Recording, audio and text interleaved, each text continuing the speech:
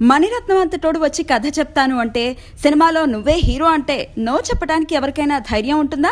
మణిరత్నం ఫ్రేమ్లో కనిపించడమే గొప్ప భాగ్యం అని మురిసిపోతూ ఉంటారు. రామ్ చరణ్ అదే చేశాడు. తన కెరియర్లో అదో అద్భుతమైన అవకాశం అని సంబరపడిపోయాడు. మణిరత్నం అడగగానే కాల్ షీట్స్ ఇచ్చేశాడు. దేశం గర్వించదగ్గ దర్శకుడితో సినిమా చేస్తున్నా అని చాలా సార్లు చెప్పాడు. అయితే అదే రామ్ చరణ్ గుండెల్లో ఇప్పుడు రైళ్లు పరిగెడుతున్నాయి. ఎందుకు అంటే తాజాగా మణి నుంచి వచ్చిన సినిమా చలియా డిజాస్టర్ అని తేలిపోయింది. ఈ సినిమా ఇది మణిరత్నం సినిమాయేనా అని అందరూ ఆశ్చర్యపోతున్నారు. ఓకే బంగారంతో మళ్లీ తన మాయ చూపించిన మణి ఇప్పుడు ఇలా చేతులెత్తేశాడేంటి అంటూ తెగ ఫీల్ అయిపోతున్నారు. అందరిది ఒక బాధ అయితే చరణ్ది మరో బాధ.